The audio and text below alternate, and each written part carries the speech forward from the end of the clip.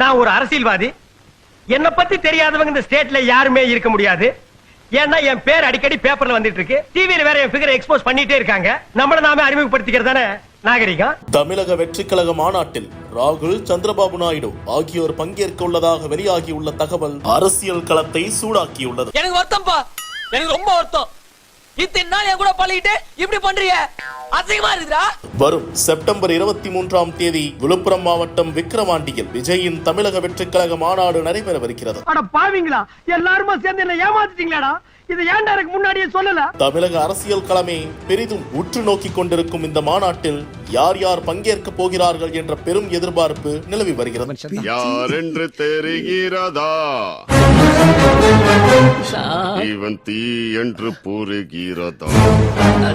எல்லாத்தையும் கேட்டீங்களா சார்? வந்துட்டா வந்துட்டா வந்துட்டாயா, அது வந்துட்டா வந்துட்டா வந்துட்டாயா.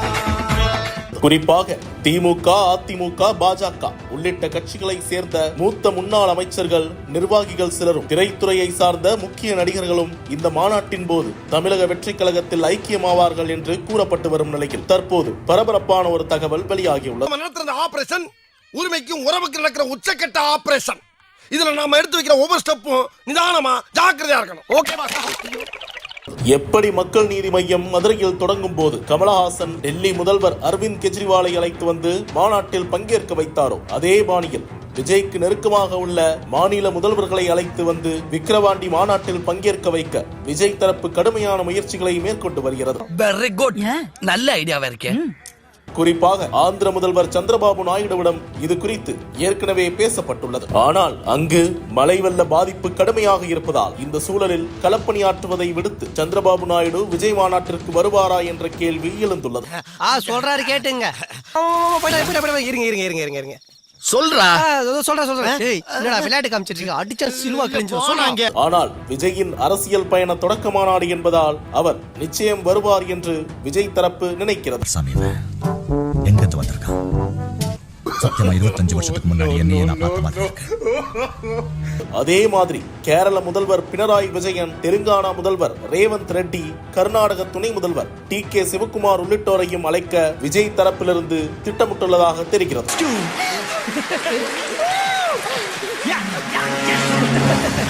கமல் சார், இது அனைத்தையும் விட மிக முக்கியமானது, திமுக தோழமை கட்சியாக உள்ள காங்கிரஸ் கட்சியின் தலைவரும் நாடாளுமன்ற எதிர்க்கட்சி தலைவருமான விஜயின் நண்பருமான ராகுல் காந்தியை மாநாட்டிற்கு அழைத்து வர நடிகர் விஜய் விரும்புவதாக இது குறித்து மத்திய காங்கிரஸ் நிர்வாகிகளிடம் விஜய் பேசியுள்ளதாகவும் பரபரப்பு தகவல் வெளியாகியுள்ளது.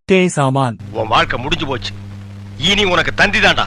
2009ஆம் ஆண்டில் புதுச்சேரியில் தனது விஜய் மக்கள் இயக்க சார்பில் அன்றைய காங்கிரஸ் முதல்வர் வைத்திலிங்கம் முன்னிலையில் நலத்திட்ட உதவிகளை வழங்கினார் நடிகர் விஜய். அந்த நிகழ்ச்சிக்கு 50,000த்திற்கும் மேற்பட்டவர்கள் ஒரே நேரத்தில் கூடினர். இதனை கண்ட வைத்திலிங்கம் அதிர்ந்து போனார். இது குறித்து ராகுல் காந்திக்கு அவர் தகவல் தெரிவிக்க விஜயை உடனே சந்திக்க வேண்டும் என்று ராகுலும் அழைப்பு விடுத்தார். இந்நிலையில் டெல்லி சென்று ராகுல் காந்தியை சந்தித்து பேசினார் நடிகர் விஜய். எனக்கு தற்புகழ்ச்சி எல்லாம் பிடிக்காது. அதாவது நாய இந்த மாதிரி கேள்விக்கெல்லாம் பதில் சொல்றதுக்கு நான் வந்திருக்கேன். ஒன்ன மாதிரி நாயெல்லாம் எதுக்கு பக்கத்துல வச்சிருக்கேன்? வாயத்துடன் சொல்றா என்ன? அப்போது அவர் காங்கிரஸ் கட்சியில் இணைவார் என்று பரபரப்பாக பேசப்பட்டது. அவருக்கு தமிழக காங்கிரஸ் இளைஞரணி தலைவர் பொறுப்பு தரப்பட உள்ளதாகவும் தகவல் வெளியானது. ஆனால் கடைசியில் அப்படி ஒன்று நடக்கவில்லை. விஜய் காங்கிரஸ் கட்சியில் இணைய விருப்பம் தெரிவித்ததாகவும், ஆனால் ராகுல் காந்தி தான் உங்களுக்கென்று தமிழ்நாட்டில் பெரிய ஈர்ப்பு இருக்கிறது, அந்த ரசிகர் பட்டாளத்தை வீணாக்கி விடாமல் தனியாக கட்சி தொடங்கினாலே உங்களுக்கு அரசியலில் பெரிய எதிர்காலம் உள்ளது என்று அறிவுறுத்தியதாகவும் கூறப்பட்டது. இப்ப உங்களுக்கு திருப்தியாடா? ஒரு தமிழ முன்னுக்கு வர்றது உங்களுக்கு பிடிக்கல? தமிழ்நாட்டில் பிடிக்காதியா? இது பற்றி சமீபத்தில் கூட காங்கிரஸ் கட்சியிலிருந்து விலகிய விஜயதாரணியும் பேசியிருந்தார். இந்நிலையில் தான் விஜயின் அரசியல் தொடக்க மாநாட்டிற்கு ராகுல் காந்தி வருவார் என்றும் அதற்கான ஏற்பாடுகளை விஜய் முன்னெடுத்து வருகிறார் என்றும் தகவல் கிடைத்திருக்கிறது. வருங்கால முதல்வரே வணக்கம். என்ன கன்சாமி, என்ன முதல்வரேங்கிற? இது ஜனநாயக எல்லோரும் மின்னாட்டு மன்னர்கள் சொல்றாங்கல்ல, அப்ப நீங்களும் கூட ஒரு முதல்வர் தானே? அப்படியா? அப்படிதான். அப்படி ராகுல் காந்தி இந்த மாநாட்டிற்கு வந்தால் அது தமிழக அரசியல் களத்தையே புரட்டி போடும் அளவிற்கு மாற்றத்தை ஏற்படுத்தும் என கணிக்கிறார்கள் அரசியல் பார்வையாளர்கள். தமிழக வெற்றி கழகத்தில் திமுக, அதிமுகவில் உள்ள பல முக்கிய தலைவர்கள் இணைய போவதாக தகவல்கள் வெளியாகியுள்ளன. யார் யார், பின்னணி என்ன பார்க்கலாம். புத்தியோட இருப்பேன்னு நினைச்சேன், இப்படி பொட்டியோட நிக்கிற. இப்ப என்னடா நடந்துருச்சு? உள்ள போப்பா. இத பாருங்க, இனி ஏதாவது பேசுனீங்க அசிங்கம் நடந்துரும். தமிழகத்தில் வரும் 2026ஆம் ஆண்டு நடைபெறவுள்ள சட்டமன்ற தேர்தலை சந்திக்க அரசியல் கட்சிகள் தயாராகி வருகின்றன. ஒருபுறம் திமுக அணியும் மறுபுறம் அதிமுக அணியும் களம் காண்கிறது. என் லைன்ல ரொம்ப நீ கிராஸ் பண்ற. நான் ரொம்ப மோசமானவன், கெட்டவன். நான் பாசமானவன், நல்லவன். இரு கட்சிகளுக்கும் போட்டியாக பாஜக உருவெடுத்துள்ளது. 4வது அணியாக சீமானின் நாம் தமிழர் கட்சி தனித்து களம் காண தயாராகி வருகிறது. தயவு செஞ்சு இங்க கிளம்பிடுங்க சார், இல்ல அசிங்கமாயிடும். கிளம்புங்க.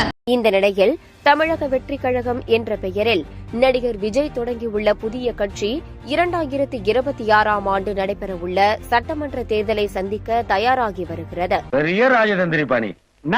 தாந்திரியும் இல்லைங்க, முந்திரியும் இல்லைங்கண்ணா. இங்க இருக்கிறது வெள்ள மனசுங்க. கடந்த பிப்ரவரி மாதம் கட்சி தொடங்கிய நடிகர் விஜய் கட்சிக்கான பாடலையும் கொடியையும் அறிமுகம் செய்து வெளியிட்டார். ஒரு வாட்டி முதல்வர் கூப்பிடுங்க. புயலுக்கு பின் அமைதி என்பதை போல தமிழக வெற்றி கழகத்தின் கட்சி கொடிக்கு பின்னால் வரலாறு இருப்பதாகவும் அதனை கட்சியின் கொள்கையை கூறும்போது கொடியின் வரலாற்றை கூறுவதாக கட்சி நிர்வாகிகள் மத்தியில் தெரிவித்தார் நடிகர் விஜய். கேக்கல சத்தமா.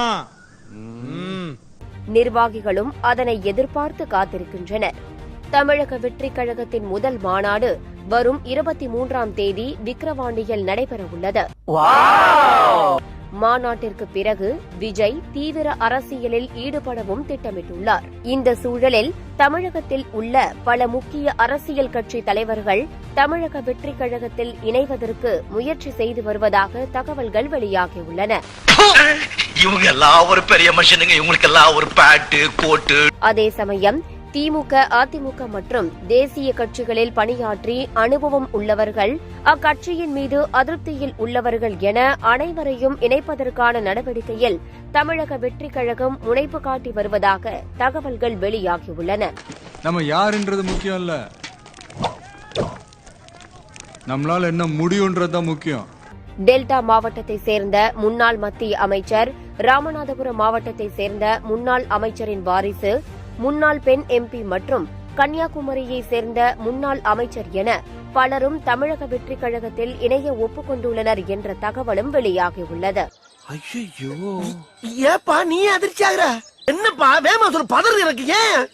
அது மட்டுமின்றி காங்கிரஸ் கட்சியின் முன்னாள் மத்திய பெண் அமைச்சர் மற்றும் காங்கிரஸ் கட்சியின் முன்னாள் தலைவர் ஒருவரும் நடிகர் விஜயை சந்தித்து பேச அனுமதி கேட்டுள்ளதாக தகவல்கள் கசிந்துள்ளன. அடங்கப்பா, பில்டிங்கே இந்த ஆட்டம் ஆடுதடா சாமி. ஐயோ, நெஞ்ச வேற வலிக்குதே. ஜம்பு. நடிகர் விஜயின் அடுத்த கட்ட அரசியல் நகர்வு மாநாட்டிற்கு பிறகே தெரியவரும் என அரசியல் விமர்சகர்கள் கருதுகின்றனர். உன் கூட குடும்பம் நடத்த நம்மளால முடியாது. இந்த ஆட்டோ கூட நீ வச்சுக்க, நான் குதிரை வண்டி ஓட்டியாவது பொழைச்சுக்கிறேன். சப்பா எம்மாடி. இந்த வீடியோ உங்களுக்கு பிடிச்சிருந்தா கண்டிப்பா லைக் பண்ண மறக்காதீங்க. அப்படியே உங்க நண்பர்களுக்கும் ஷேர் பண்ணுங்க. நீங்க பண்ற ஒவ்வொரு லைக்கும் தான் இந்த வீடியோவை மற்ற நண்பர்களுக்கும் கொண்டு போய் சேர்க்கும். மறக்காம சப்ஸ்கிரைப் பண்ணுங்க. உங்க கருத்துக்களையும் கமெண்ட் பாக்ஸ்ல பதிவு பண்ணுங்க.